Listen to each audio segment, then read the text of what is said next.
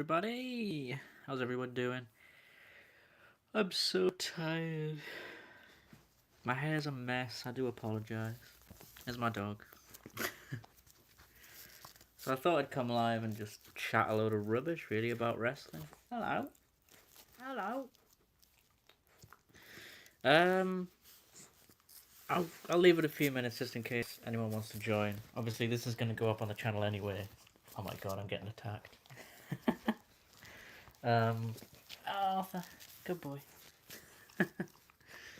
um, but yeah, I'll leave it a couple of minutes just in case people join and have any questions or anything. Because I'm going to be talking all things WrestleMania, all things GCW, the Collective, the CM Punk fan incident, which I have my own thoughts on. Let's see what you guys think about that as well. And just anything else that's going on in wrestling, really. The Raw after WrestleMania as well, I thought was a pretty good show. It maybe lacked a bit of something a bit more impactful, but the show overall was really good. Um, so yeah, hopefully, fingers crossed, they keep going on that trajectory, especially with Obafemi, whose his WrestleMania debut was awesome. Um, so yeah, that was really cool. Um, like I say, I'll give it a few more minutes just in case people join and have any questions. But just watching my dog. He's chilling. Very sunny day in the northeast of England today, which is very rare, especially in April. So very grateful for that. But yeah, I might as well just get started. Where do we start? WrestleMania 42. I think, you know, the build to the show was obviously not the greatest. I think everyone knows that. You know, WrestleMania, the showcase of the Immortals, all this hype, and did it live up to expectation? I mean, the show itself, both shows were good, but I think my main issue was the length of the matches. Um, Now, obviously, WWE is a lot different to promotions like AEW and stuff. You're obviously not going to get um, people having particularly long matches, but I think I don't know. There's something about it that just wasn't. It didn't work for me. WrestleMania was quite. The matches were quite short. It didn't hit the same with me personally.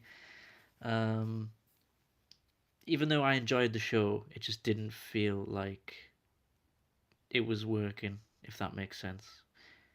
Like there was a 6 or 7 minute match, and then there'd be an ad break, and it just felt so forced and so clumpy.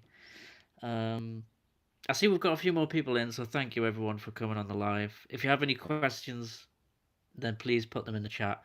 Um, if you've got any questions about just what you want to ask me about my videos and my content and stuff, or any thoughts you have on WrestleMania, if anyone out there was at the Collective, I'd love to know. I had a few of my friends go out to WrestleMania and stuff, so if anyone has their own thoughts on GCW and the shows that were out there, then I'd love to hear people's feedback. Um, I heard a lot of people were kind of disappointed with some of the GCW shows because of how long they went on and how they were sort of advertised to start at a certain time and were a bit late, and some of the matches not really hitting as well, but it is what it is. I kind of feel for them in a way because there's a lot of shows going on during the Collective, which is a bit of a nightmare. But anyway, sorry, that was a bit of a tangent. We'll go back to WrestleMania. Night one, I thought night one was pretty solid in terms of the wrestling. I think my main concern was that night one was predominantly the much weaker card. I don't know why that was. I think even when they'd announced the cards like the week prior to Mania, I just thought night two is far superior in terms of the lineup. So it was very strange how they'd structured it. Obviously, I know that they had the ESPN partnership for the first hour of each night, so you had um, I believe the first two matches of each night were on ESPN. And again, if anyone is watching from the US, then I'd love to know what the feedback to that was like. I think we haven't really seen that over here because we have the luxury of pretty much having Raw, SmackDown, and the PLEs all on Netflix here in the UK. Um, as much as I do miss the network, I think it was so much better. But, you know, I think once they started that deal with Netflix, they have to cut out certain things from the past that they don't want to remind people of, which is fair enough. A lot of the Attitude Era was pretty crazy. Um, but yeah, the first night I thought the wrestling itself was good, but there wasn't anything major happening. And then the main event was obviously Cody versus Randy, a match that I was excited for, you know, when Randy won the Elimination Chamber, but then Pat McAfee and Jelly Roll suddenly became involved, and then I was like, nah, this ain't for me. um, Even though I did enjoy the match, I actually thought it was really good. I'd probably give it like, I don't know, I don't really give star ratings very often, but I'd probably give it like 4 and 3/4 or something. I do think it was a really good match. It only failed on probably just the way they'd structured it. I get that, you know, they'd built this narrative around Randy having an injury, which seems to be just information that they leaked to the dirt sheets, to be honest, just to further their own narrative for the match. And then you have Cody work more of sort of a heel. And I get this was sort of a callback to a match they'd had a while ago. I think was it maybe uh, Clash in Berlin or something, or whatever the frig they call these PLEs these days. I can't keep up. Um, where Cody kind of was it Cody and Kevin Owens maybe, where Cody was sort of reluctant to go for the injury and stuff. Um, but he'd obviously learned from his mistakes in the past, and he was gonna do it in this match, and he's gonna target the injuries and stuff. Um, but yeah, it came across the way it was structured that Cody was more of a heel, and that's fine. But when you, it's fine in the moment, but in hindsight, it hasn't really worked because Cody won the match, and it wasn't. He didn't do anything particularly heelish other than go for the injuries, even though he was getting horribly booed. Even when he won, he was getting horribly booed. And we saw on the Raw after Mania, which I'll talk about in a little bit, that he's not a heel. He came out, he did the babyface stuff. He's had the segment with CM Punk. So it's and I mean, unless they're gonna drag this out and Cody eventually turns heel, which I'm sure they will, but it was a strange way to structure it. Even though I did enjoy the match, I thought it was paced quite well, and I liked a lot of the spots in it, and I liked the finish. And I like that Cody did the low blow. Again, that was kind of heelish, but it's obviously a callback to what happened, you know, on the SmackDown after the Elimination Chamber when Randy turned heel, and I think it made perfect sense. And then night two was far better because of the fact that that's what people had came to see, right? It's like Obafemi versus Brock was great. Oba got the win. They put him over. The Brock retirement was maybe a little bit strange, and to have it right at the start of the show was a bit odd. Um, and I still don't quite believe that he's retired. I feel like this is probably not the end for Brock. Um, it might be his last WrestleMania. I could certainly see that, but I feel like they'll do something at SummerSlam with Brock. Either it'll be a rematch with Oba, or maybe Gunther retires him at SummerSlam or something like that. Um, we'll see. We'll see what happens. But I enjoyed the match for what it was. I know it was short, and some people maybe thought it could go a bit longer, but I don't like the overkill of like six F5s and a million German suplexes and things like that. I don't think it works as well as this. I think this was actually better because Brock hit the F5, Oba kind of sells it a little bit, and then sort of basically just shrugs it off, hits his big power bomb. I can't remember what it's called for the three, and I thought the match was just really really good. Short. I don't even think it went 5 minutes, but it served its purpose on the card and was an incredible opener. And again, my main concern was what I've said previously about night one, which is that the matches were probably too short. Like I feel like I was one of the few people that was looking forward to Liv Morgan versus Stephanie Vaquer, and they didn't give it enough time. They gave it like 6 minutes, and I think the reason they did that is because they haven't really built Stephanie very much. It's been very Liv centered, this whole storyline. I think that was probably, in my opinion, that was probably one of the easiest matches to predict on WrestleMania because it was all centered around Liv, and that's because they've booked Stephanie horribly since she won the belt. Um, and it made perfect sense for Liv Morgan to win that match, even though I love Stephanie and I think she's got a very bright future in WWE and she will be champion again. This was a bit of a shame because it was like 6 minutes. Interference, hits the Oblivion, gets the win. It could have been a Raw match basically. It didn't feel like a WrestleMania match, so that was a massive shame. I mean, I know that this was night one, but that's the type of thing I'm talking about where it's very short and they focused a lot more on the stories, which is fine, but you know, kind of annoying. Hello, someone's commented. Thank God for that. There's someone here. Why is it always this the first person to comment? I can't pronounce your name. Jaden Rhea had a great match. Yeah, I did really like Jaden Rhea. I thought that was really good. I think it was a match that I didn't really have high expectations for, but it did deliver a lot more than I thought.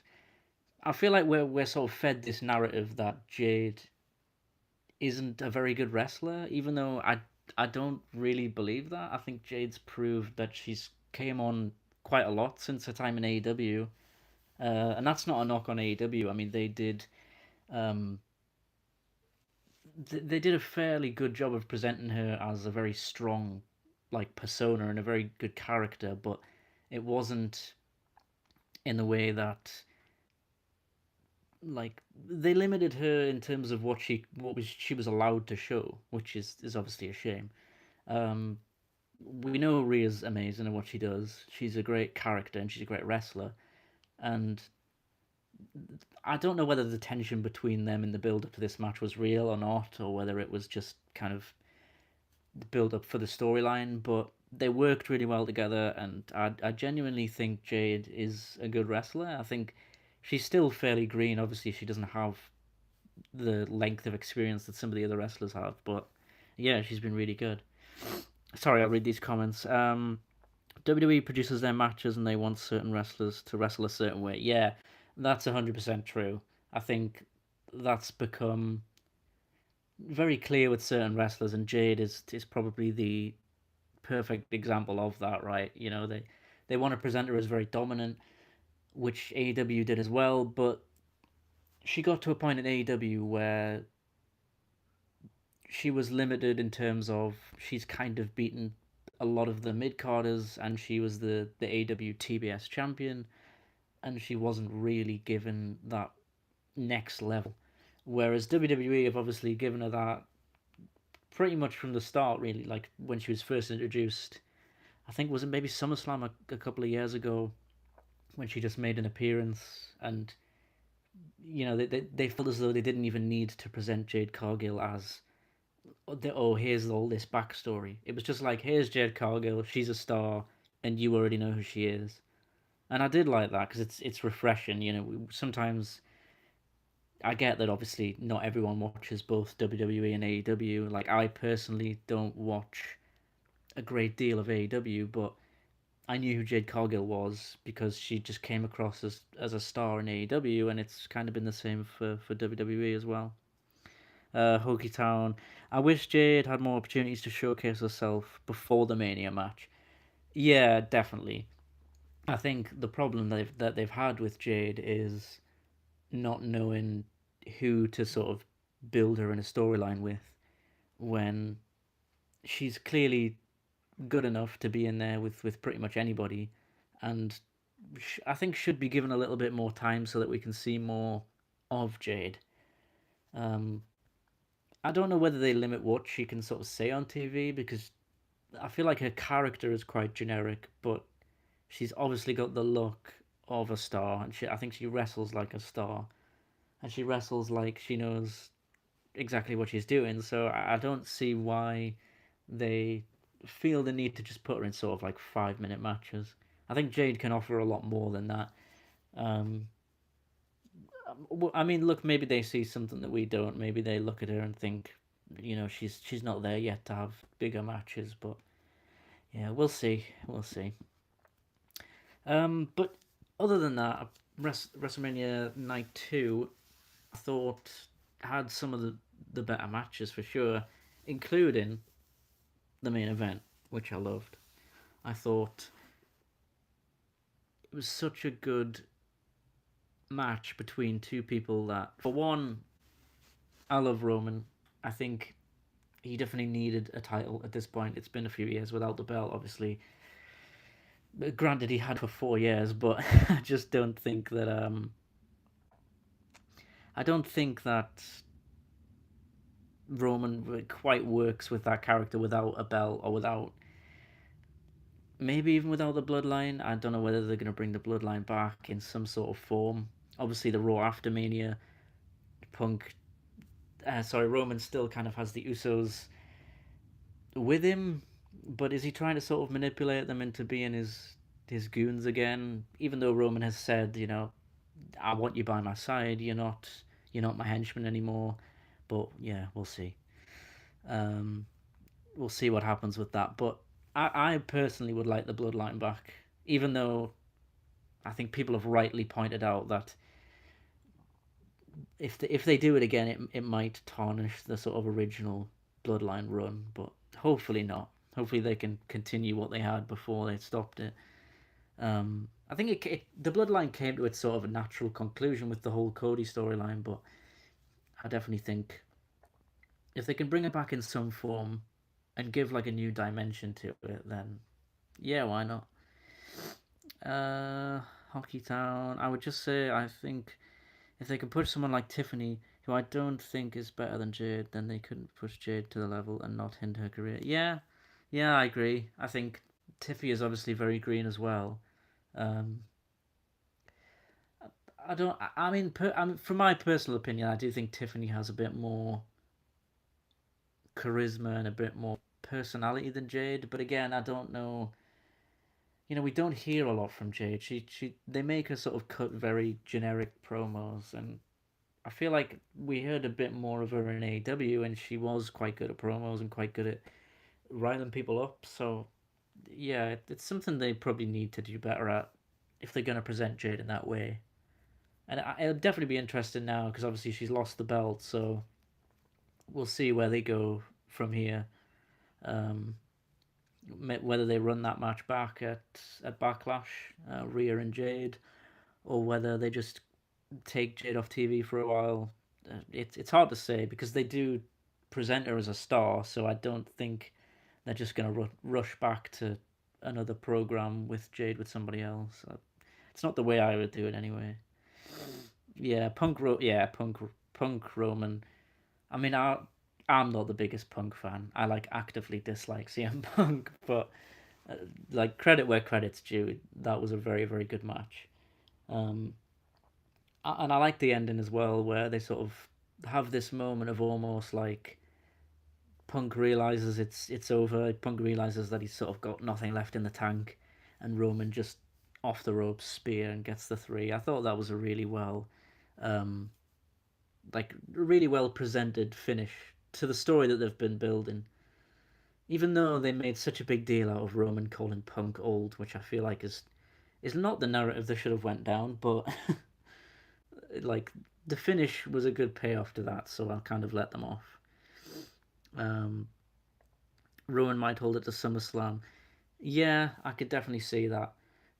It seems like they're trying to set up maybe Roman versus Ober for either SummerSlam or maybe later in the year, maybe like a WrestlePalooza or Survivor Series or something like that.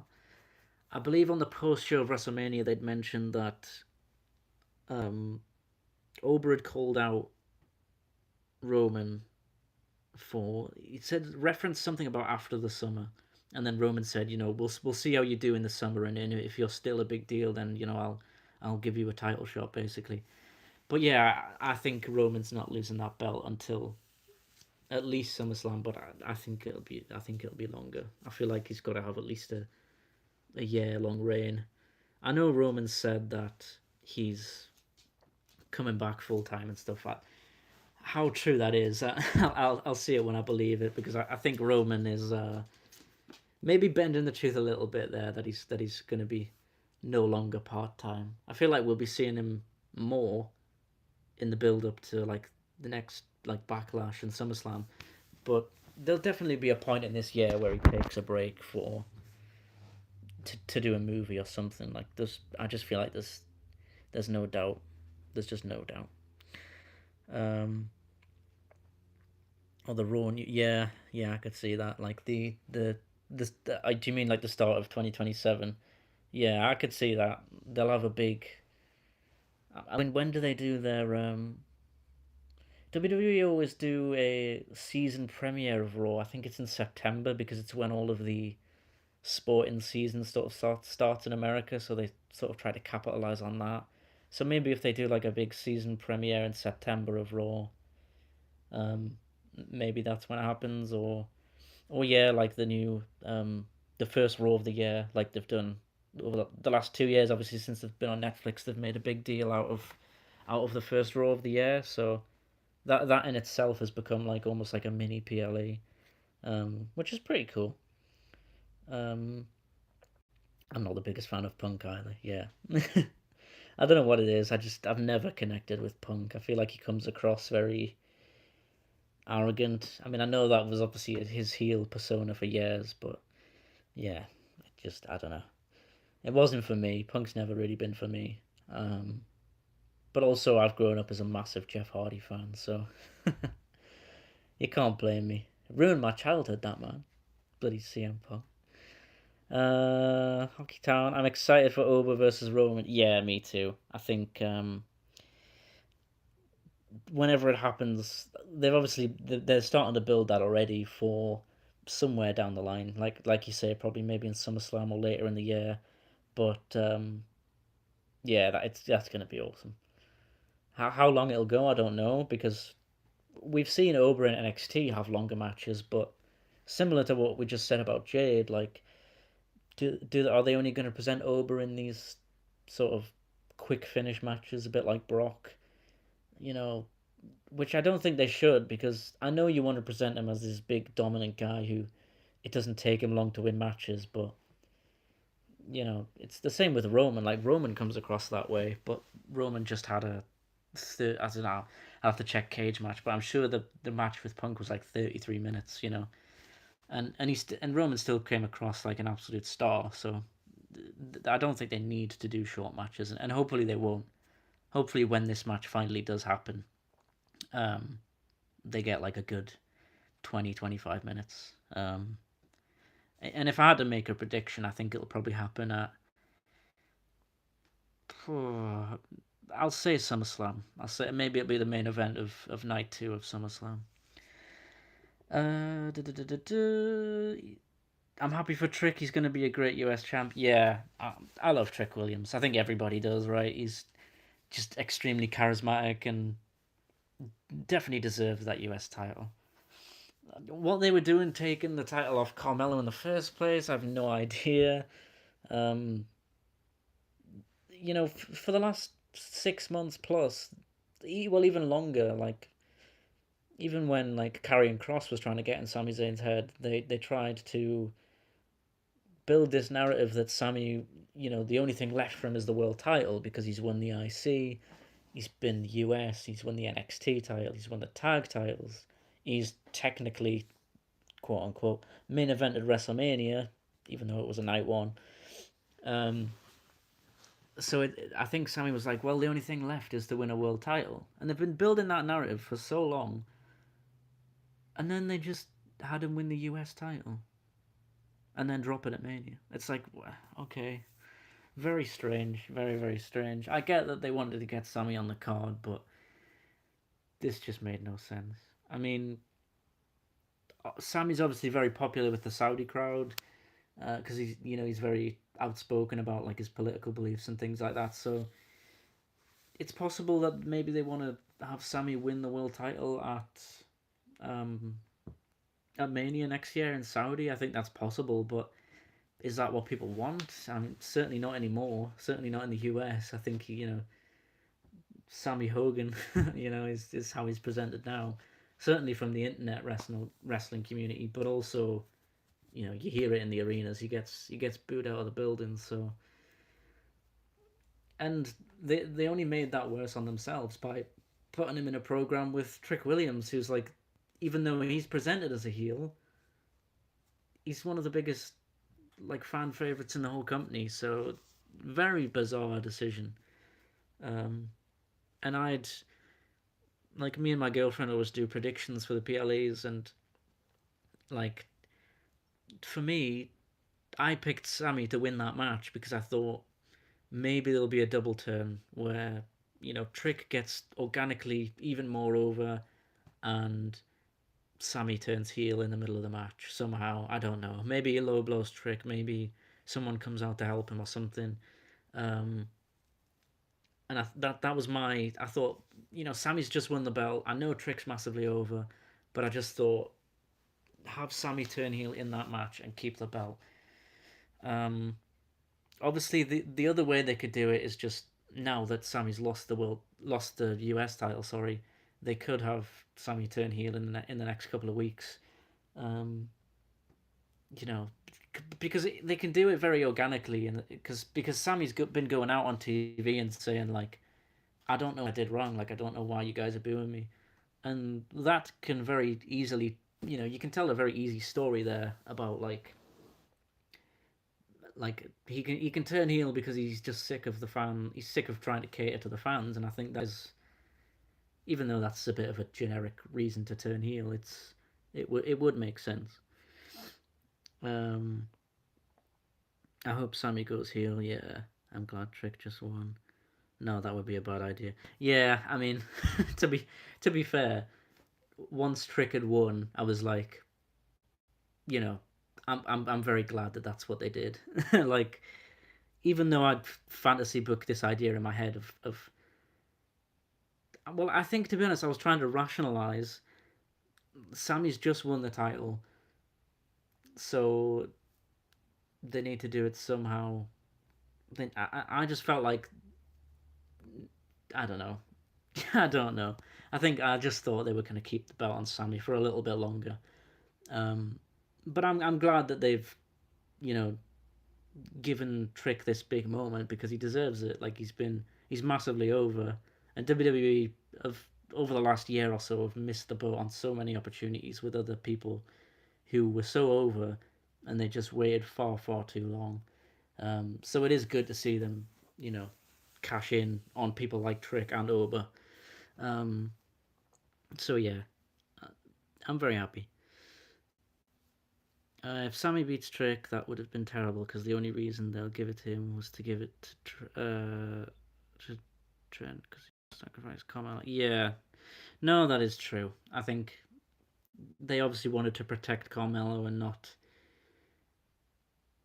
take the belt off him. But yeah, um, I don't know. I think maybe they could have just done a triple threat at Mania because the Carmelo and Trick history is already there. They could play off on that. Um, I mean, maybe Trick turns heel organically, and then they just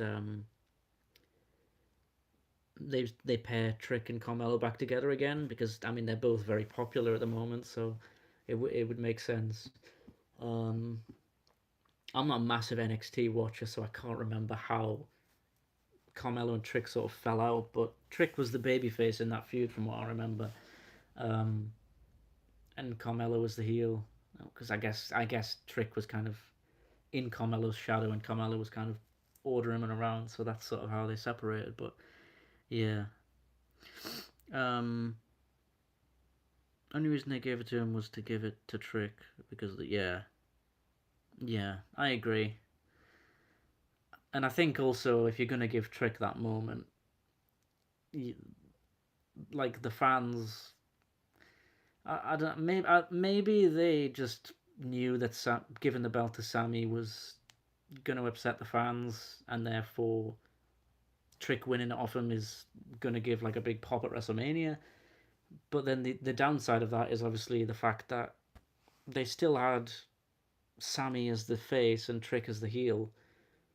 You know, it's like similar to the Randy Cody stuff where it's like Cody's doing heelish things even though he's the babyface, and Randy is trying to sell an injury as a heel, even though Randy is far more popular at the moment than Cody. At least that's how it comes across, right? I mean, Cody obviously still has a massive amount of support from a lot of people, but um, yeah, I don't know. It just I feel like they get caught up in trying to tell us that like this narrative of like no one's really a full heel and no one's a full babyface. It's like, well, that is good, but like wrestling's at its best when it's just simple, if you ask me. Like sometimes people just need to be serious heels and some people need to be serious baby faces. I don't like I get that some people can sort of be like tweeners and they're a little bit in between, but that's not the story they've been telling with like Trick and Sammy. You know, Trick's been trying to get in Sammy's head and Sammy's been, you know, trying to say like, "Oh, I'm doing this for all the real Sami Zayn fans," and the same, like I say, with Cody and Randy. They've presented Cody as the face, Randy as the heel, but then in the match, Cody was a bit more heelish, and Randy was trying to sell an injury. So it's kind of like, kind of, kind of contradictory in the way they were presenting it. Sammy opposite, I was a bad guy during the match. I think there was definitely elements of it. Yeah, it was becoming more heelish, which is why I thought like this is good. I thought they're gonna do what I think they're gonna do. They're gonna have Sammy maybe cheat to win the belt, well, to retain the belt. Um, Sorry, I'm gonna move out the sun. It's so hot. Oh, it's never this hot in the UK. What's going on? Um, but yeah, I think like I don't know. They tease us with things, and then sometimes there's no payoff. Like a perfect example of that is what they've done with Sammy. I think like you know he was going for the US title and it wasn't quite working for him. But then they should just sort of either stick with that or just kind of scrap it. And they've just sort of casually gone along with this whole thing of he's going for the world title. And then they just completely intercepted that last minute because it felt like all of WrestleMania was very rushed. And then I don't know. I just don't know why they did that. Yeah. Oh, thank you, Stuart. Thank you so much. I've seen your comments before. Thank you, man. It genuinely means a lot. I watch all your videos, but I'm at work, so just go to like and leave. Yeah, that's no problem, man. Thank you so much for coming. Um, I'm probably gonna do these like every Thursday at the same time. It's currently. Why am I looking at the clock? I've got it on my phone. It's 3:38. Um, PM in the UK, and I know that I think I put the US times and stuff. Um, sort of, I believe it's like 10 a.m. East Coast, 8 a.m. West Coast. So obviously, if anyone is in here from the US, then thank you so much for coming along because this, I understand this is probably very early for you. But yeah, And I think most of my views are from America, so which is pretty mad, really. UK, I think UK is second, and then like India's third. So shout out to all the Indians out there. Thank you so much. Uh, oh, thank you, man. Yeah, I'm in Canada. It's 10 a.m. here. Well, thank you for getting up at 10 a.m. in the morning and watching me in my living room as I talk nonsense about wrestling. Um, but yeah. Oh, Stephen, what did you say? Keep doing them. I'm UK based. Oh, Scotland, nice. I'll be coming up to Scotland soon. I'm going to well, North is my local promotion in Newcastle, and they're doing a joint show with ICW in the end of June, June 22nd, I believe, or June 21st and 22nd. They're doing a show in Newcastle and a show in Glasgow at the Garage, which is where most of the ICW shows are. So if anyone's going, you might see me there, and you can tell me all my videos are terrible in public. No, I'm joking. I very rarely get any bad comments, so that's very nice. Obviously, the channel is still pretty small, but yeah. Can I say something about it? Yeah, absolutely. I know I've been talking a lot about WrestleMania and stuff, but I just came live to just see what people wanted to talk about, really. So yeah, by all means. I don't keep up to date with everything on AEW, but I try my best to. Yeah. I think they're gonna bring back Mercedes when she loses her belts, turn her face, and then make her go against Tekla and win it at All In. That would be very cool. Yeah. I'm a big fan of Mercedes. I know she gets a lot of hate from like the IWC and stuff, which is a massive shame because she's very good, and I think maybe AEW hindered her a little bit in giving her all those belts because it made her look like a sort of narcissist, which I don't really think she is. I think they just Tony Khan had an idea to make her the sort of belt collector, and well, I think it's worked. I mean, she's a heel, right? So if everyone hates her, then she's doing her job right. Um, I don't really watch AEW. I just look at these. Yeah, I'm kind of the same. And it's no hate to AEW. I think they do a lot of great stuff. It's just that like, I mean, there's just so much wrestling to watch, isn't there? Like it's ridiculous. I watch Raw and SmackDown, but again, in the UK, you know, it's like 1 a.m. So I don't watch Raw and SmackDown live. I usually watch them the next day. Which is annoying because as soon as I open my phone on social media, I follow like loads of different reactors and different YouTube channels, and I get spoilers immediately. So it is a bit of a nightmare. Um, but yeah, then there's AEW, and then there's you've got to keep up with NXT to know what's going on when, especially after Mania, when people are getting called up, and then there's TNA, New Japan, all the indie stuff that I watch. It's like nah, I had to sort of let AW as the one that sort of drifted off for me. And I think that's because like there's not AW's TV deal in the UK is with ITV4, which is like a pretty obscure channel in the UK. And it's on like a 2 day delay. So I think we get Dynamite on a Friday and Collision on like a Monday. Now, obviously, you can use like Triller and well, I think they've cancelled the Triller stuff now, but they've got AW Plus, so you can watch it live there. But I think for me, I just thought like I just can't be bothered. Like, and then obviously like the pay-per-views are their own price, which is fine. I mean, I grew up on having to buy pay-per-views through like in the UK we would buy them on like Sky Sports box office and stuff for WWE. But I think I'm so used to like having the network and now having Netflix where you just get everything sort of built in. At least in the UK. I know I'm sorry for you Americans and Canadians that probably don't have that, but yeah. I also think they're setting up Swerve to win the title off Darby. That would be cool, yeah. I don't know how well it's been perceived having Darby win the title.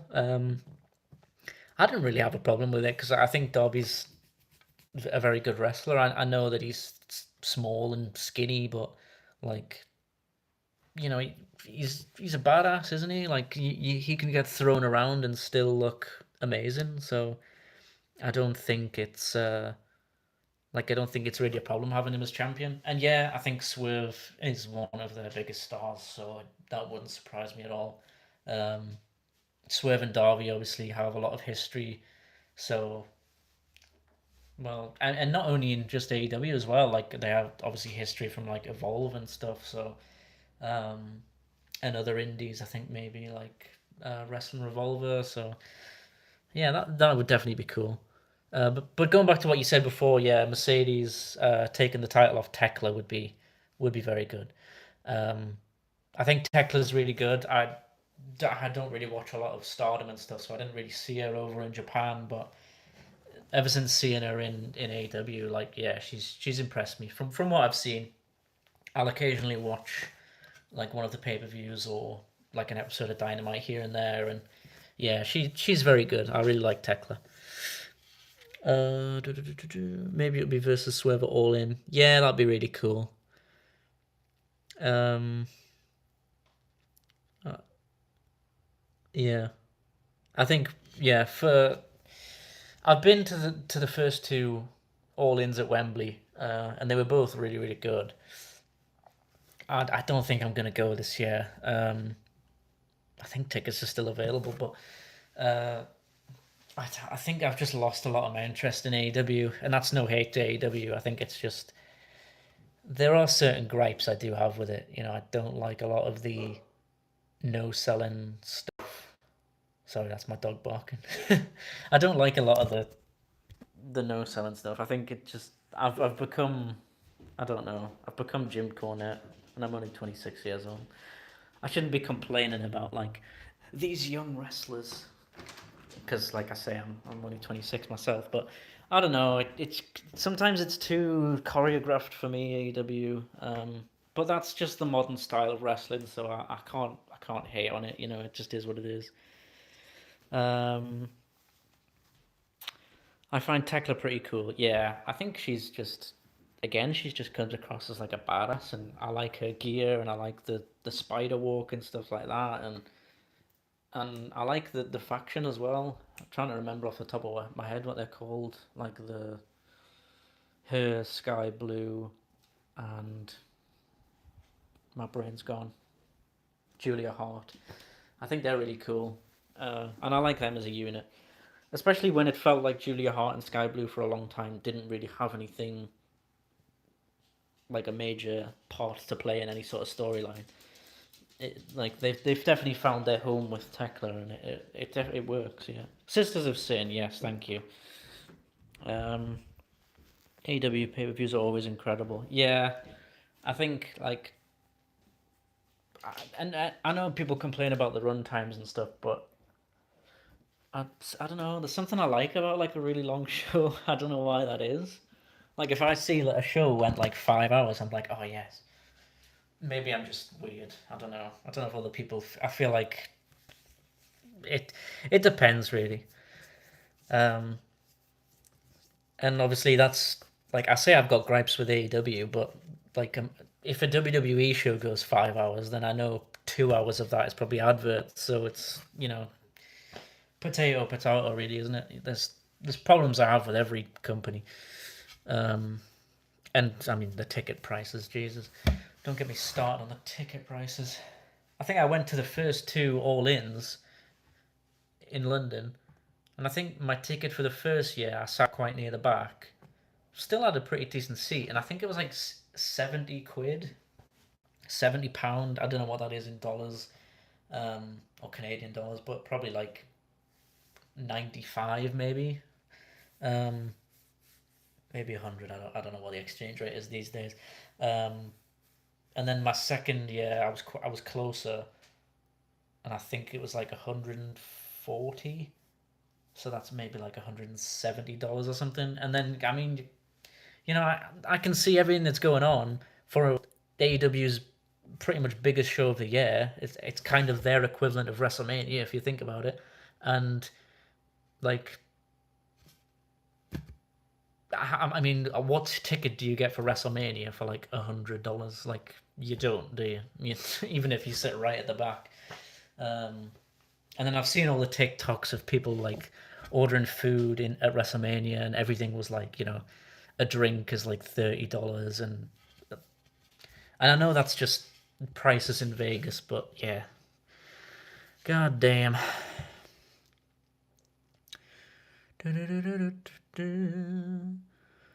They give you bang for your buck. Yeah, 100%. I think, AEW are a lot more free reign on what they do. They don't mind showing blood. They don't mind doing a variety of different things. They don't mind doing comedy. They don't mind doing high spot matches. They don't mind doing cross promotional things. Um, and especially if you're going to a live event, you want to see just crazy things happen. And yeah, you are definitely more likely to get that at AEW at the moment, whereas WWE are quite just flatline. It's very much Triple H safe booking. Yeah, which is a shame because even though we get told as fans all the time, like, oh well, if you were booking it, you would know what to do as well. So don't be too harsh on Triple H. And it's like, well, I don't know if that's true. I feel like I could book it better than Triple H. And I have no experience in booking a show. I'm just an idiot. Yeah. You see that Ethan's. Yeah, yeah, I watched Raw. I mean, I've been a big fan of Ethan Page for a long time. So to see him on the main roster is great. Um, a fellow Canadian like yourself. So there you go. I don't know about Sol Ruka. I don't know where Sol Ruka's from, but um, she's great as well. I think, and like I believe, am I right in saying that Sol Ruka she wasn't really interested in wrestling until she kind of got contacted by WWE to go to a tryout, and then it kind of, oh, she's from Hawaii. Yeah, that makes sense. To be fair, um, yeah, like she wasn't really interested in wrestling. She kind of just did it on a whim and got the tryout and got um yeah, she just got connected, and then I mean she's amazing. Like she's genuinely a really good wrestler. She understands the psychology of wrestling, even though having like, I mean, she must have like 2 or 3 years experience at the most, which is just crazy because she's taken to it so well. Um, I think she's got quite a unique character that no one else is really doing. Um, and yeah, and the match she had on Raw as well with Liv is like she can already hang with Liv Morgan. So like, yeah, she's got a very bright future. I like her better than Tiffany. Yeah, to be fair, I'd probably say the same. I think like Tiffany. I do like Tiffany, and I think she's a very good wrestler. And there's similarities there, obviously, with not having like a great deal of experience before coming to WWE. But yeah, I think I don't know. Sol Ruka just excites me a bit more. I feel like Tiffany is more like Trish Stratton, and Sol Ruka is more like Lita. I don't know whether that's fair, but I'm not trying to compare them to two legends. But like, I don't know. Being a big Jeff Hardy fan growing up, it's like I like the people that excited me the most, and I think Sol Ruka is she's a very exciting wrestler. She gives me yeah, I think so.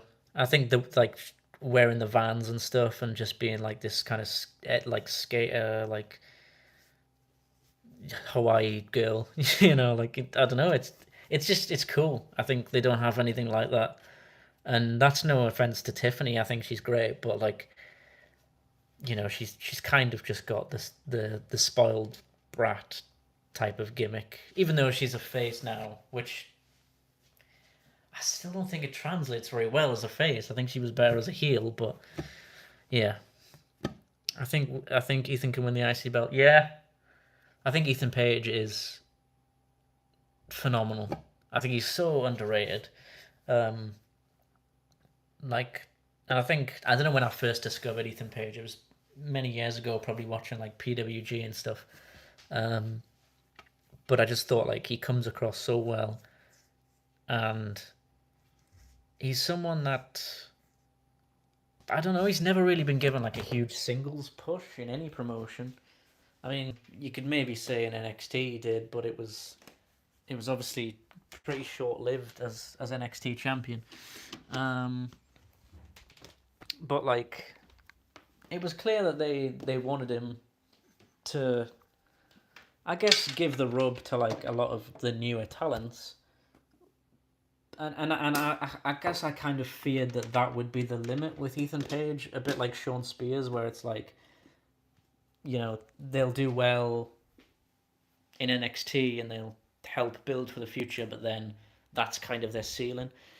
Thankfully, that's not been the case with Ethan Page because he's obviously been called up and uh, and obviously won on his debut against Javon, who I think they are very big on Javon at the moment. So that's obviously a big start for Ethan Page. Uh, they can tell a really great narrative. Ethan takes it from Panda. Yeah, I mean, I'd love that, to be fair. I think if they just keep building Ethan to maybe SummerSlam or something, then yeah, I think they could absolutely have him take that next step and win the IC title. Um, yeah. I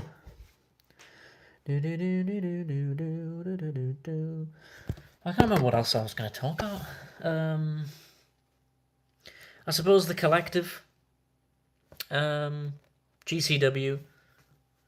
I haven't watched all of it. I'm still actually in the process of watching Spring Break, Joey Janela's Spring Break 10, because I'm dying to watch the Invisible Man versus the Sandman.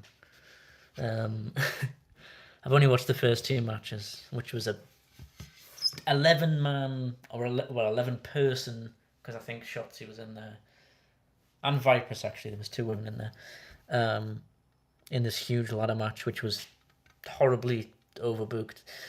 um, and then Atticus Kogar versus the new Hayabusa, which, by the way, this new Hayabusa is just Hayabusa. It's crazy. Like, he has exactly the same moveset, like down to a T. It's actually pretty impressive.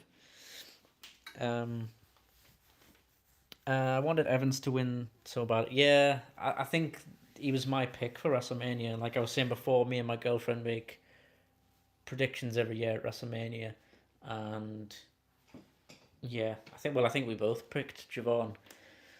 I thought it was between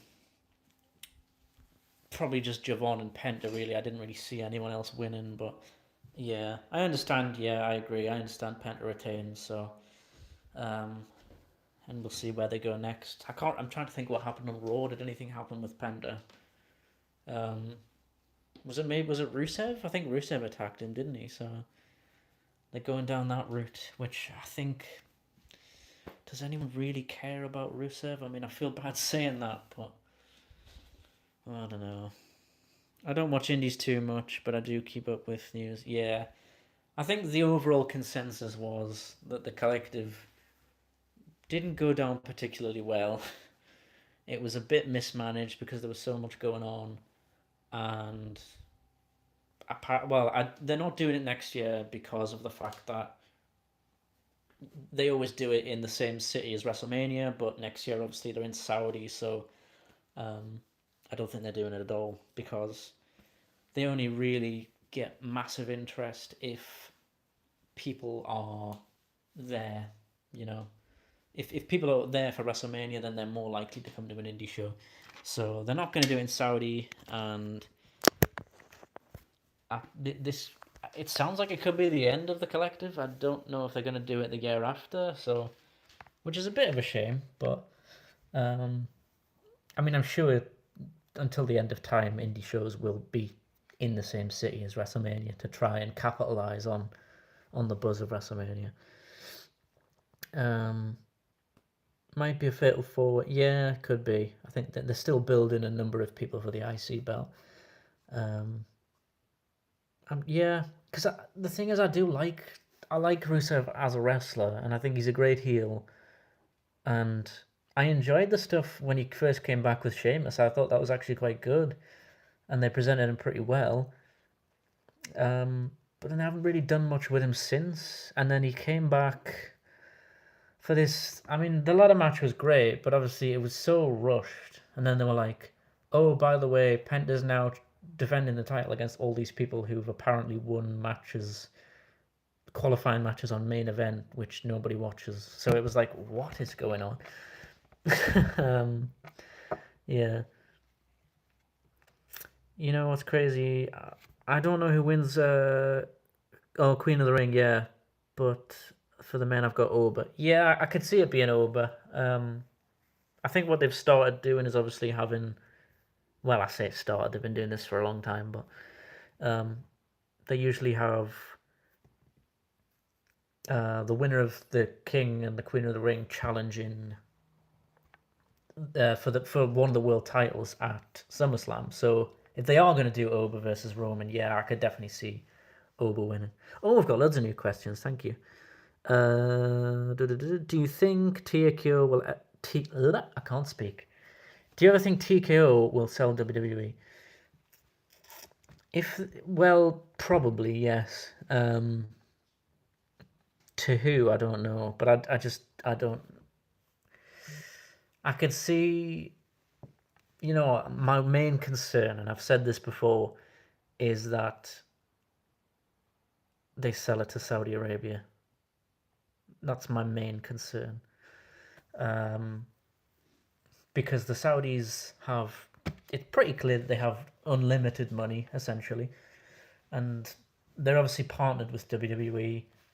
And I think their 10-year partnership started in 2018. So it's, the contract is up in 2 years' time, but they're going to renew it. Like, we know they're going to renew it. It's a money making like mountain for WWE.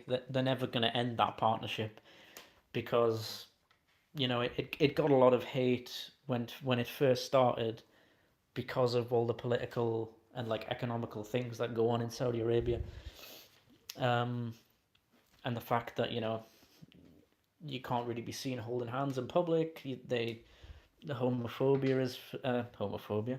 Homophobia should be forbidden.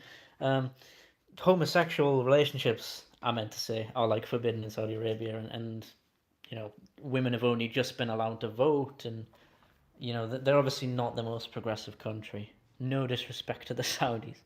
Um, the people there seem to be amazing, but the government and the state of the country is obviously not as progressive as like Western society. And I do worry that they might just one day go, wow, we don't need this partnership, we could just buy them. And then, yeah, I do worry if, do TKO say no if they come in with $1 trillion or something? Maybe not, I don't know. Honestly, I think they look at it like NFL or NBA. They don't really understand what the business is all about, which showed in WrestleMania. Yeah, I agree. So many ads. I don't know how. Like, who said that? How do you say? I can't say anyone's name. I'm terrible at this. Spider-Man. I'm probably butchering that. Or is it just Spider-Man? Anyway, regardless. Um, I think you're absolutely right. And I think that the problem is it doesn't like you're right, they just don't understand wrestling. They don't understand how to produce a show with narratives and wrestling. They just kind of like, we like the narrative side and we like shoving adverts in people's faces. The wrestling we don't really like. We'll cut every match to like 6 minutes, and then the rest can just be ads. And they know that people like me are stupid enough to just go along with it because it's like, I love wrestling and this is the biggest company in the world, so I'll just nod my head and go, yeah, fair enough. Even though I do hate that the fact that there's so many ads, and the fact that the wrestling is very watered down, and the fact that they're just so I don't know. Like they ruin everything good. They take everything good. They go, we don't like that.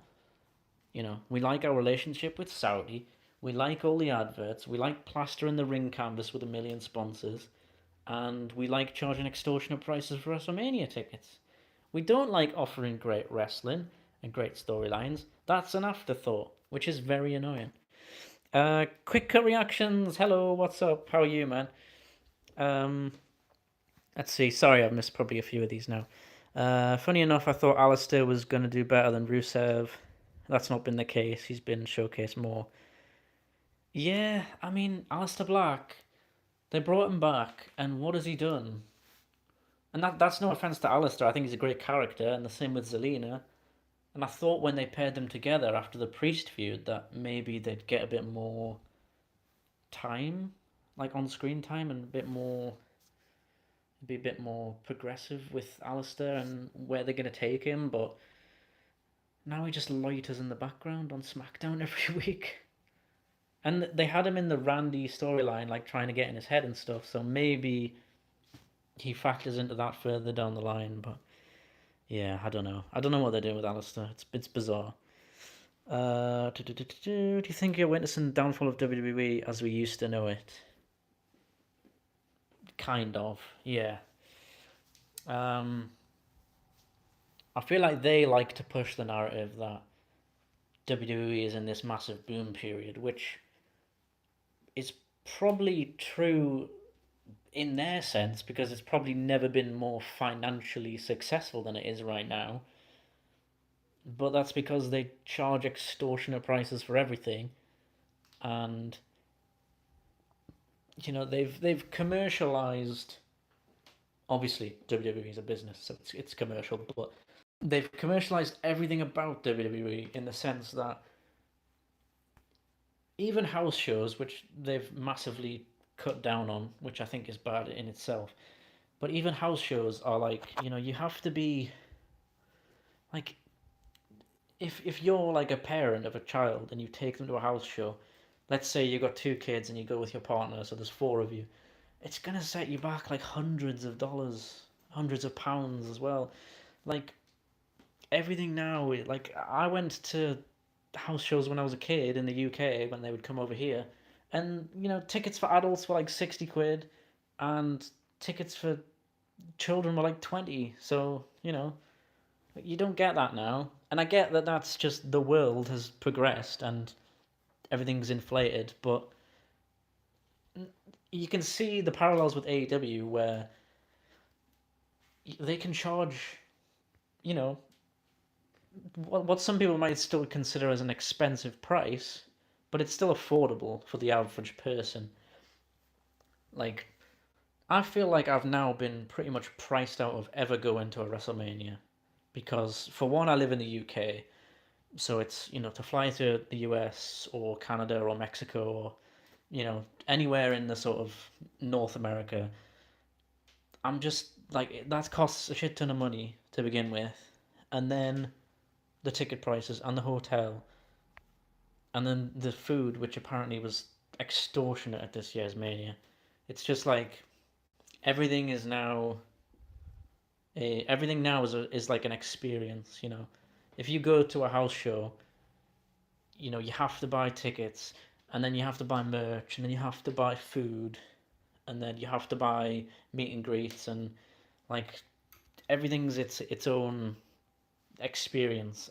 That's how they market it, and that's how they make a shit ton of money, basically. Um, yeah.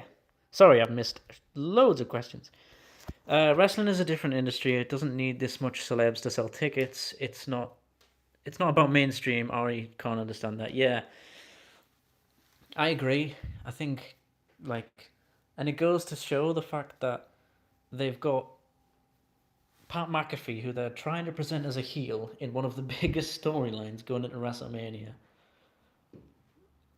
cutting a promo about how tickets for night one are 25% off. Like, what is, like, imagine, imagine a heel Rock cutting a promo, like, he's going to be facing Stone Cold at WrestleMania, guys, and my mouthpiece is going to be you know, Meryl Streep, and Meryl Streep's going to tell you about how it's 25% off. You'd be like, what? What is going on? And that's how this was. And all the celebs, no one cares. Like, I, especially like, look, I'm probably the, I am the crossover because I do like rap and I do like wrestling. But how many wrestling fans care about Travis Scott? How many wrestling fans care about Lil Yachty and whoever else they want to bring in the future? Like, they don't translate to wrestling, um, and it's like they don't really belong at WrestleMania because you can sell a great wrestling product with having the best wrestlers. Like that's how it was back. One of the most successful WrestleManias, like one of the most beloved WrestleManias, is probably WrestleMania X7, and it's beloved because of they have the best star power in the industry at that time, and wrestling was hugely mainstream because it was massively counterculture, and yeah, I just I don't get it. Like I just uh Hockey Town. I don't mind those rappers. Yeah, I think like I say, like I'm a rap fan and stuff, so I understand who these people are. But I know a lot of people who are like I feel like wrestling fans, and this is a massive stereotype, but a lot of wrestling fans are into like heavy metal and rock, and the translation with rappers just isn't that. And it's so cringy hearing Michael Cole talk about his best mate Lil Yachty, and his best mate Travis Scott. It's like ah, like we don't need, and like why is Jelly Roll there? Why is Pat McAfee there? Like, and I feel like they try to present Liv Morgan as like this Sabrina Carpenter type of character with the music video and stuff. It's like I don't know.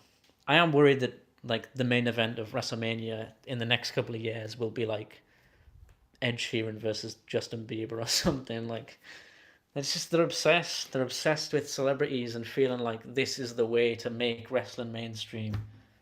It's like no, you're just shoehorning mainstream celebrities into wrestling and expecting people to sort of stay around. When it's like, well, no, if Lil Yachty's just going to make a couple of odd appearances, people are just going. Lil Yachty fans might tune into WrestleMania, but I think they're more likely to just like look at social media clips and then that be the end of it.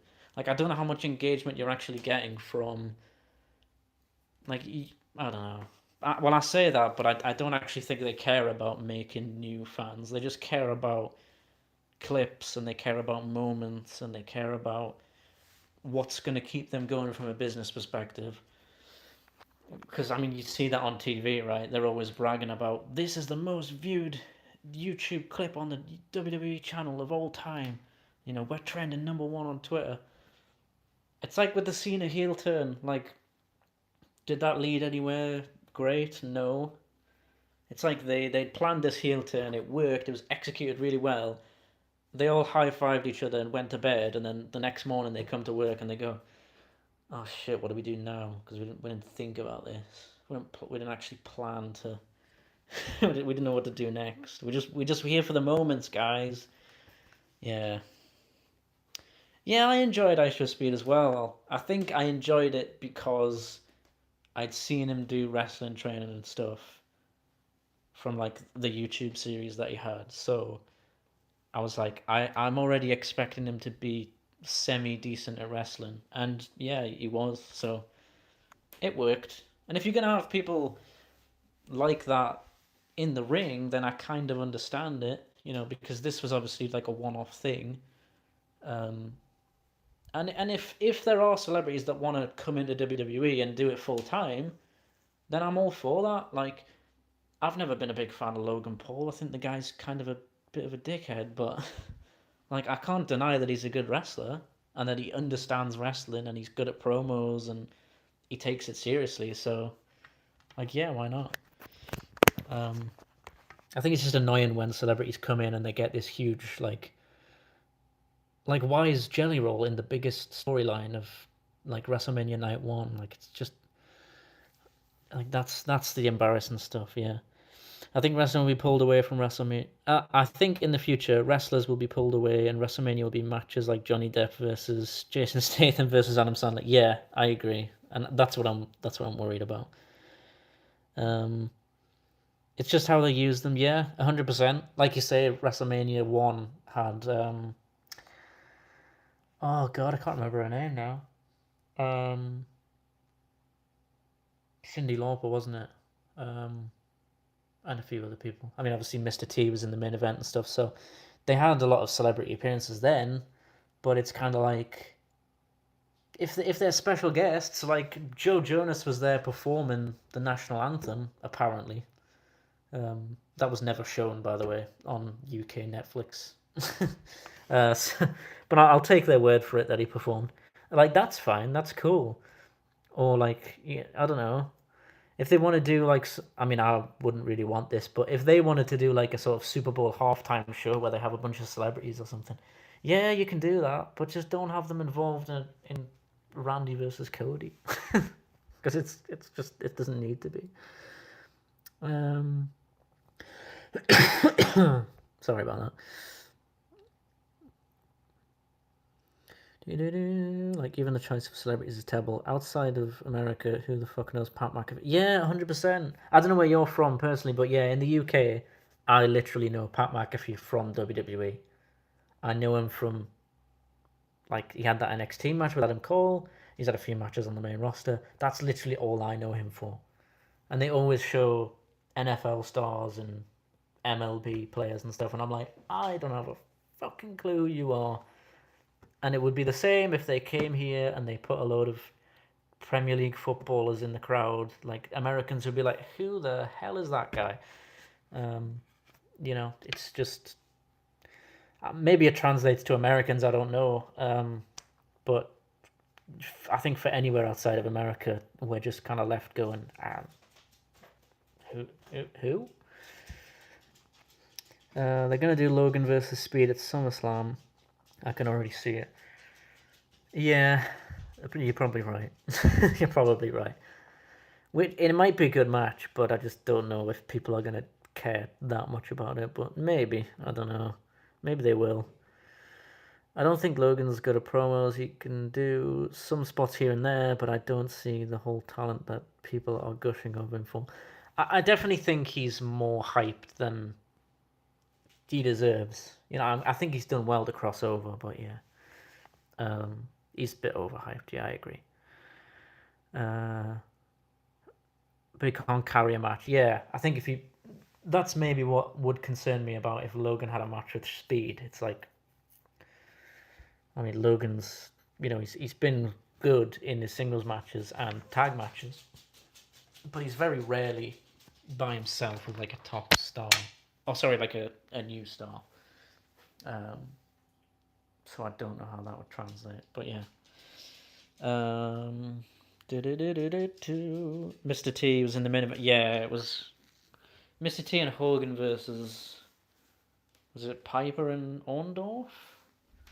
I think I'm right in saying that. So was that Joe Jonas performed before the show? Oh, okay, fair enough. Yeah, I assumed maybe it was just. I never watched the pre-show, so I don't know if maybe it was like the end of the pre-show and then it cut over to Netflix and maybe I just missed it. But yeah, things like that I don't mind at all. Like, yeah, have celebrities do the national anthem, have celebrities in the crowd and maybe do little things here and there, but yeah, just don't have them in the ring like Pat McAfee was standing behind Randy Orton, like mimicking fighting Cody Rhodes.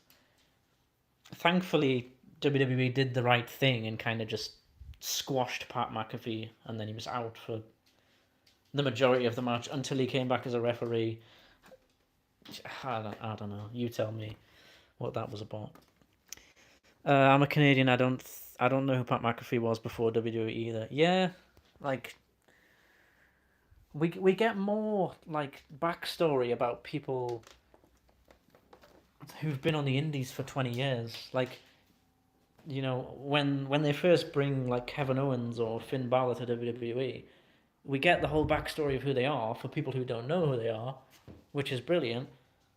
But then like they bring in like Rob Gronkowski, and I'm like, I don't know who this guy is, and but they expect me to know, and then I'm like, I don't know who that is. I'm I'm from the UK. I don't know who this is. Imagine next year Tom Brady versus Cristiano Ronaldo. Yeah, I mean, you're probably not far off. They'll probably try. I mean, yeah, it's in Saudi, so I'm sure they'll try. I guarantee they'll try and get Ronaldo to at least do something at the show. Um, yeah, Randy versus Cody, the storyline that needs celebs. The least storyline that needs celebs. Yeah, 100%. They have so much history with both being second generation wrestlers, with both being like having the history they had with Legacy and the history they've had, you know, since Cody came back and won the world title, and Randy being there to support him and supported him through the whole Kevin Owens saga and everything. Like, there's so much history, and they went, no, what we need is Jelly Roll and Pat McAfee. Like, oh, yeah, it's like, oh, great. I agree with you because uh, you ever noticed that they only put Logan against really experienced guys? Yeah, like I mean, Logan's first sort of big feud was probably like Rey Mysterio, wasn't it, for like the US title? And when he came in for the match where he teamed with Miz against Rey and Dom, um, and then obviously like he's had matches in Saudi with Roman and matches with LA Knight and like guys who have bags of experience. Yeah, 100%. And people think I'm crazy because they think I don't see Logan's talent. I see it. I just don't think he's all there yet. Yeah, I agree. I agree. He's got a long way to go, but he's a talented guy, 100%. Especially his promos are not that good. He only gets heat because of who he is. Yeah, and again, I think you're probably right. Like a lot of people already have negative associations with Logan, and rightly so, with all the crypto scams and the suicide forest and all that shit. Um, yeah, not good, not good. So yeah, I mean, and I think also just a lot of people thinking this guy's an outsider who's coming to WWE, and I don't really want him here. So yeah, he's kind of never going to be a babyface, which I mean, he is good at being a heel, but yeah, you're right, 100%. Squashing Pat away, it was too late. The damage was already done. Yeah, 100%. They already have him in this storyline. They've already had him on WWE TV holding the belt over his shoulder and taking it away with him. Like he was far too involved, and yeah, I think you're right. The damage was done.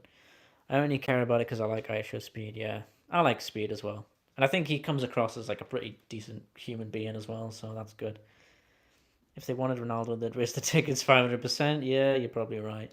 I mean, God knows how much those tickets are going to be. By the way, oh my God. If Logan was going as promos wise, Paul Heyman with him. Yeah, that's also pretty true. I mean, I think he's naturally quite like charismatic, but it's still a bit generic, isn't it? And I think Theory's kind of the same, where it's like they do need a mouthpiece at times. Um, I'll rest my case.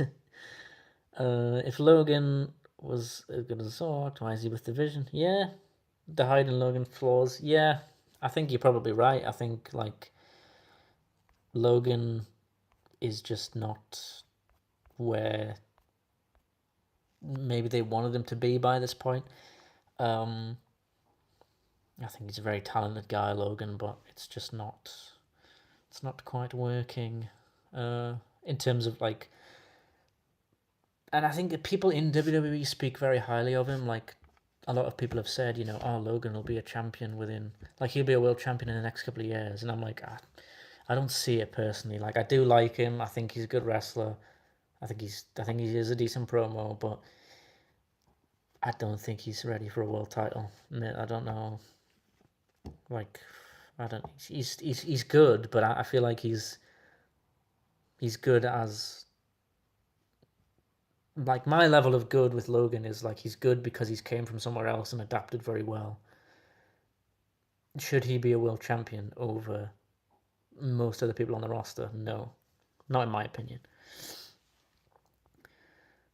Uh, he was ready for the yeah, but they know he's not ready, so they're not going to put it on. Yeah, I agree. I agree. He might want the Money in the Bank. I could see that. Yeah, or Dom. Yeah. Money in the Bank will be interesting because that's coming up fairly soon, isn't it? Is it? It'll be either May or June. Um. So yeah, who do they go with the Money in the Bank? That's interesting. Yeah. Um. Yeah. I don't know. That's a tricky one. Trick, Logan, or Dom. I could see these three people winning Money in the Bank. Yeah. I think. I don't know. I think I'd quite like Dom to win it because I think Dom could make more of the sort of. I don't know. I just think there's a lot more to do there with Dom. You know, Dom can have so many failed cash in attempts, and I think it would just be fantastic. um, yeah, I'm trying to think. My mind's gone blank on who's even on the main roster these days. Well, with all celebs, I mean, I'm sure Tom Cruise will win the Money in the Bank or something. um, I don't know, or maybe like Carmelo Hayes. I don't know. I mean, do they want Carmelo as like a top guy in the company? I don't know, but um, I don't know. I think maybe they see his limit as like a mid card champion, but we'll see. I mean, sometimes it depends. If you can get over really well, then maybe they give him more of an opportunity. But yeah, I love Carmelo. I don't think they want to see him as top guy. Yeah, yeah. I think you're probably right. I think his limit probably they see him as like US or IC or maybe tag team champ or something. Um, yeah, and I think going back to the King of the Ring, I think I think for me Obafemi for the men's, and then for the women's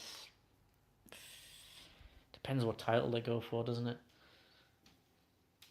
And it depends who's champion as well, obviously. But I could see Liv holding it for quite a while, and I could probably see Rhea holding hers for quite a while. So Charlotte, yeah, I could see Charlotte winning. Um, I feel like Charlotte and Alexa are probably due a breakup, so yeah, I could definitely see that Hockey Town, yeah. Um, yeah. And I think if they do break up, I mean, they're going to make Charlotte the heel, aren't they? Because Alexa's just massively popular, so. Um, and then, I don't know, does Alexa go with the Wyatt Six? I mean, personally, I wouldn't put her with the Wyatt Six because I think they don't care about the Wyatt Six. I think that's pretty clear over the last 2 years. Um, so yeah, Charlotte, yeah, I think that's a good show.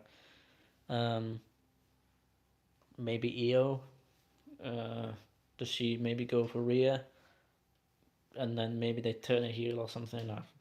I don't think they need to turn Io heel at all. I think Io and Rhea together are still massively popular and obviously very marketable as well. Um, it seems like they're going their separate ways for now because I think Io's staying on Raw and Rhea is going over to SmackDown. But I don't know. Maybe there'll be a draft as well. Who knows? Um, yeah, I like Charlotte as a face as well. I didn't think I would, but yeah, since I think the Unreal documentary helped a lot of people see Charlotte in a different light and kind of gain a little bit of sympathy for her because of the fact that like she obviously gets a lot of abuse from fans for being in the positions that she's in a lot of the times. Uh, and also she got paired with Alexa, so it's kind of hard to not like anyone when they're paired with Alexa. Uh, I'd rather have Ripley turn heel. Yeah, I think my worry is that they probably won't turn Rhea heel anytime soon because she's massively popular and it's maybe I think maybe that's what they've done with Cody is like they're probably sat there thinking we should turn this guy heel, but he just sells a shit ton of merch and we can't really do that right now. Um, but I feel like a Cody heel turn is on the horizon. Maybe within the next, hopefully the next 6 months, hopefully next week because he needs it. I also think if Breaker doesn't win the Rumble, I don't know who else. Maybe Sammy next year in 2027. Yeah, if they eventually go back to the story of Sammy going after the world title, then yeah, hopefully. Cody operated as heel and he was still the face. Yeah, that was I spoke about that earlier. Like it didn't make a great deal of sense. I was like, why are they doing this? Like this doesn't make any sense. Like either turn him heel, and maybe they are. Maybe they're slowly gonna turn him heel, but just I feel like they give us too much, and then they eventually give us what they've been telling us for months. It's like sometimes things just need to be in the moment, so they're a bit more shocking and a bit more surprising.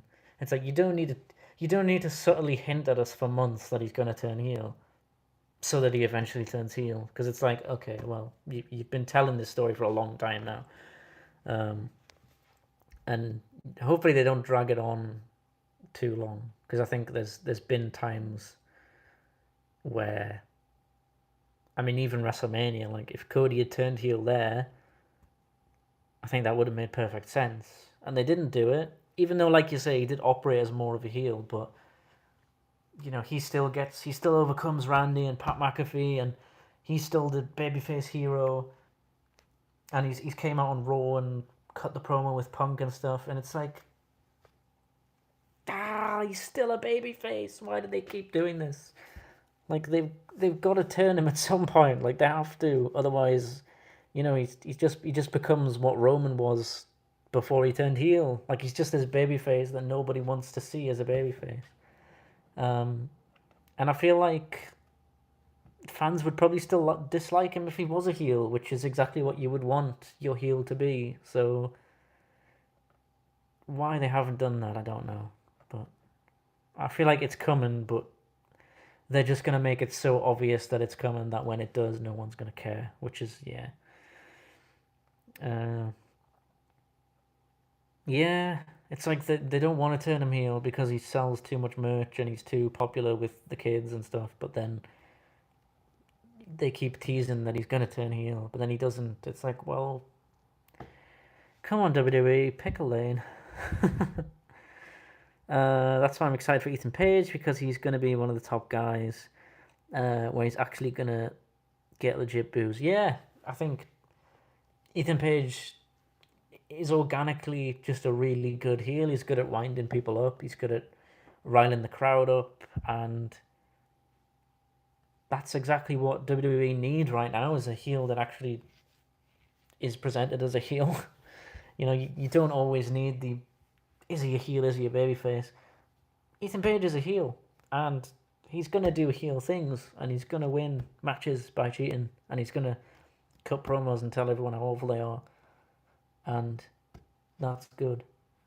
I don't know what they see in Ethan Page. Like, I don't know what they think his limit is. I feel like they think his limit is like a mid-card champion, and I'd probably agree, unless they give him, because if they give him a spot at the top of the card, I think he can absolutely do that.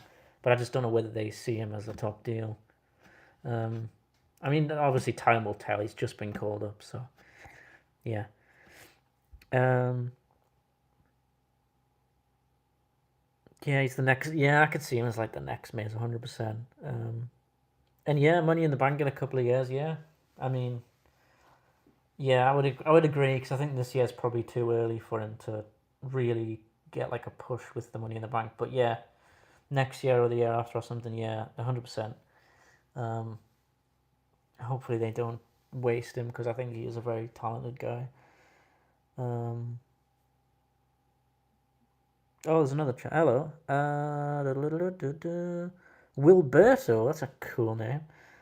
Ethan Page has Owen Hart energy. Yeah, I'd agree. I think he's just someone that's he's very talented and very charismatic, and maybe goes under the radar for a lot of people, which is probably what Owen was. Sadly, like incredibly underrated, and I feel like that's sort of the same with Ethan Page. So yeah, but he can get one world title. Yeah, I hope so. Like, if they gave him the reins to do that, pardon the pun, like, yeah, I think he could absolutely do that. It's just whether they see him as that top person. And with TKO running things, I mean, I feel like they want all of their top people to be the people that are in all the movies, like Cody and Roman. And do they see Ethan Page as like a big star? Probably not. Do they? I feel like sometimes they hold it against people who are like big in AEW that come to WWE. It's almost like they don't want to give them the pedestal because it's like you came from there. Even though Ethan Page was obviously around for a long time before he was in AEW, but yeah, I don't know. Maybe they do that. We'll see.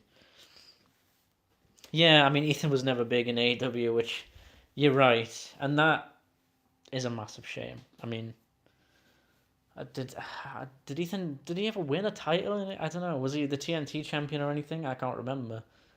I feel like they just wasted him massively. Like he had some great matches with like Darby Allin, and then they put him with like Scorpio Sky and stuff, and it just yeah, a great talented wrestler that they never saw as like the next big thing. And I mean, for anyone who watched in TNA, like him and Josh Alexander were too amazing. The North were incredible. Yeah, I don't think so. Yeah, I don't think they gave him a title in AEW, did they? They didn't give him the tag titles. And was Ring of Honor? Did they buy Ring of Honor when Ethan Page was still there? I don't know. I think Ricky has been doing well in WWE. To be fair, I haven't seen much of NXT, so I don't know what's been going on really. I might watch the recent shows that they've had because I know they had like Sol Ruka versus Zarya and like a last woman standing and like a coffin match and stuff. So I was like, I need to check out NXT. I need to know who all these people are. Like I know them from clips and stuff, but I need to keep my hand on the pulse. I need to know what's going on before these people get called up. And it's there. It's available. You know, it's in the UK. It's on Netflix and stuff. Pretty much with everything else. So yeah, I just need to watch more NXT really. Because eventually someone will get called up and I'll be like, I don't know much about this person. And if they haven't come from the indies, then I'm like, I don't know. I don't know who you are. Tatum vs. Blake, aka Mariah, was very good. Yeah, I think Blake Monroe's done from everything I've seen. Again, I don't really watch a lot of NXT, but yeah, Tatum is also very good. I think Tatum's probably going to get called up fairly soon. And she's awesome. Ethan Page is the longest North American champion in history and a former NXT champion. Well, there you go. Yeah, his NXT run has been really good. I think the stuff that he did, like with the crossover with AAA and the stuff with Chelsea Green, was really cool. And he obviously doesn't have to prove anything in the ring. He's a great wrestler, so yeah. I like NXT a lot. It's a very fun show. Yeah, from everything I've seen, like it seems to be very good, and a lot of people enjoy NXT lately. I know it went through a bit of a dark patch when it like they did the whole rebrand and everything, and people were like, "What the hell's this?"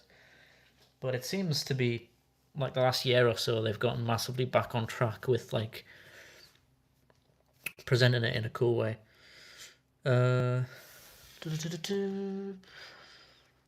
He's tied with Femi. Oh, is that true? Oh, so they're tied. Oh, okay. Tied for the longest reign as North American champion. Yeah. I hate what WWE does when they like. Yeah, and they do that all the time, don't they? I mean, especially if there's someone in their history that they don't want to talk about. like Chris Benoit, for example. You know, they'll be like, only one person has won from the number one spot in the Royal Rumble, and it was Rey Mysterio, and it wasn't Chris Benoit. You know, I can't actually remember if Benoit won from number one or number two, but no, it was Ray that won from number two, wasn't it? And Benoit from number one. But they obviously never talk about that, which I get because of what he did. But like, I don't know, you can like I get him not being in the Hall of Fame and things like that. I think that's fit. That's understandable. But I think like, why don't they just have why can't they just reference things that have happened in the past? When as in when did Benoit win it? I think it was 2003. I could be wrong. 2004 maybe. I think 05 was Batista, right? And was 06 Ray? So maybe it was 04. Did he not? Did he eliminate the Big Show maybe to win? I can't remember. But yeah, Benoit won it in like, and then obviously, I'm trying to backtrack now and think what WrestleMania it was.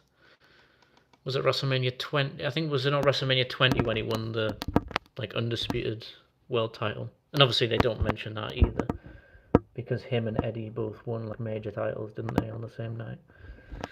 I just mean like if it's not someone problematic, why erase your own history? Because Femi and Ethan are both 273 days, and the fact they like Femi don't hold it for that long, and the fact and they act like Femi didn't hold it for that long either. Yeah, no, I agree that like even when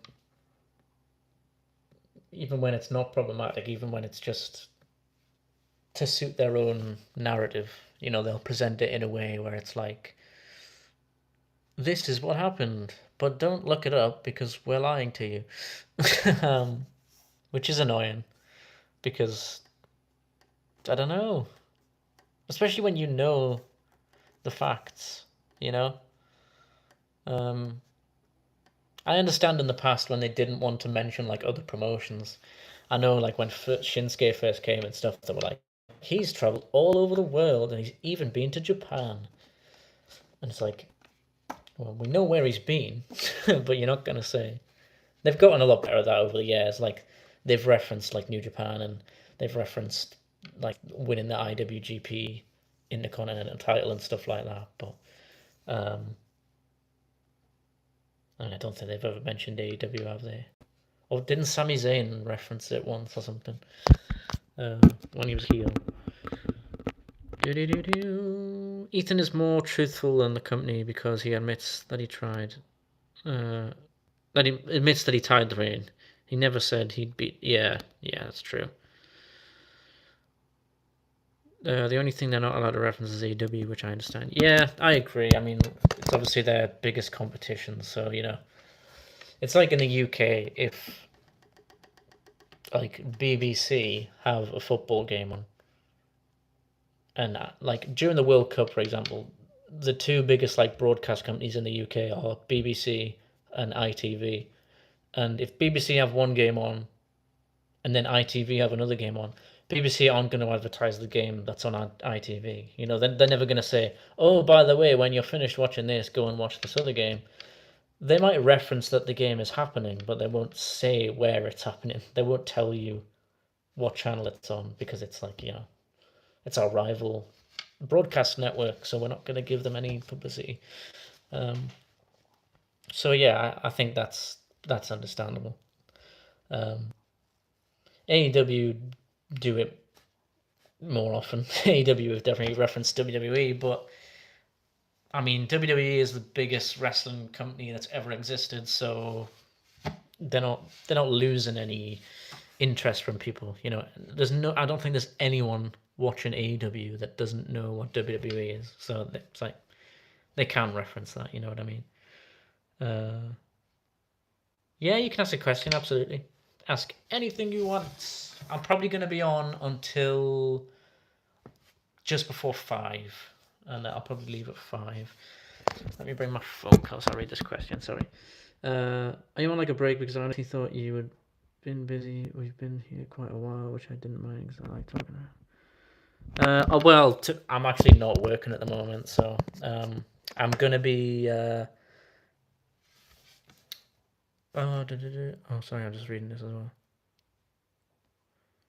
Oh, okay, yeah, I'm not. I'm not working at the moment, so I'll be. I'm kind of free the majority of the time. I've had like 3 interviews in the last week. Uh, I knew your what? What do you mean? I knew your question already? Did I answer it already? I can't remember. um, yeah, I've lost my train of thought now. I'm terrible. Sorry. I have OCD, so my mind is constantly going. Um, yeah, I mean, I'm pretty much employed. I just need like references to come back and things like that. So I'll have a lot. I'll have a lot less free time very soon, um, which is a bit of a shame. But also for my mental health, like I'm very glad to be back in work and just back to having more things to do. I've been far too busy watching far too much wrestling, so I think to avoid getting burned out, I'll be happy to get back in work. Yeah.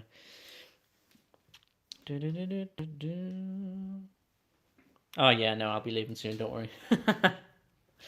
I know. I didn't know how long I was going to do this. I planned to do it for like an hour, but we've been going like about an hour and a half now, a little bit over an hour and a half. So yeah. Um, but thank you for joining me anyway. Um, I'll go make some tea because it's almost 5 p.m. in the UK. So what time is it in Canada now? You tell me. um, but no, I've enjoyed. I think like I didn't. I honestly thought no one would join and ask any questions, and I've probably had like over 100 responses and stuff. So that thank you so much to like everyone who's been in the chat. We've had like probably 20 different people asked stuff, so that's amazing. Um, and my dog's barking for some reason. There's no one there. But yeah, I'll let you all go. Thank you for watching. Uh, you're a cool guy. Thank you, man. You're a cool guy too. And thank you for being on this live. I'm probably going to do these at the same time every Thursday. Because it's just like a good time for me. I'm kind of by myself, just looking after my dog on a Thursday, so I get plenty of time. So it might not be every Thursday, but I'll keep everyone updated on what I'm doing and stuff. And if there's no live, I'll obviously let people know. But yeah, I'm gonna go. Thank you all for watching, and I'll see you next time.